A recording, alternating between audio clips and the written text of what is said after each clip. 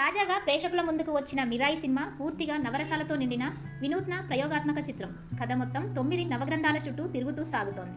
ఇక కథలోకి వస్తే, ఈ చిత్రంలో ప్రధాన ఆకర్షణ విలన్ పాత్ర. మంచు మనోజ్ పోషించిన విలన్కు ఒక బలమైన విశ్వాసం ఉంది.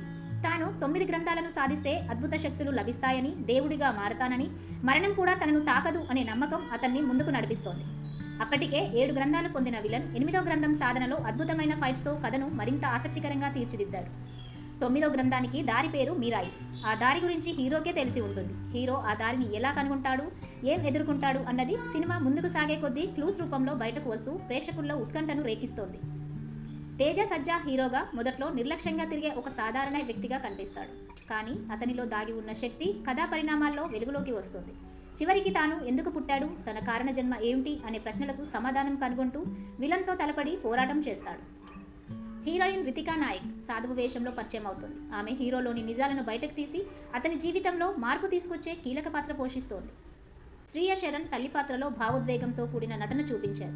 జగపతి బాబు అఘోర సాధువు పాత్రలో తనదైన శక్తివంతమైన నటనతో మెప్పించారు. చివర్లో రానా చేసిన ఎంట్రీ మాత్రం మరింత ఉత్కంఠను కలిగిస్తూ సీక్వెల్పై భారీ అంచనాలు రేపింది. ఇక ప్రత్యేకతలు. ఈ సినిమాకు ప్రభాస్ ఇచ్చిన వాయిస్ ఓవర్ గొప్ప బలం చేకూర్చింది. ముఖ్యంగా సన్నివేశాల్లో ఆయన స్వరం కథను మరింత బలపరిచింది. క్లైమాక్స్ ముగిసిందనుకున్న సమయంలో చూపించిన అదనపు సీన్ ప్రేక్షకులను ఉర్రూతలూగించింది. ఇప్పటికే లాబీకి వెళ్తున్న వారిని మళ్లీ స్క్రీన్ వైపు తిప్పుకునేలా చేసింది. విజువల్స్, గ్రాఫిక్స్ అద్భుతంగా తీర్చిదిద్దబడ్డాయి. ఎక్కడా కృత్రిమంగా అనిపించకుండా సహజంగా నిజ జీవితానికి దగ్గరగా కనిపించేలా రూపొందించారు.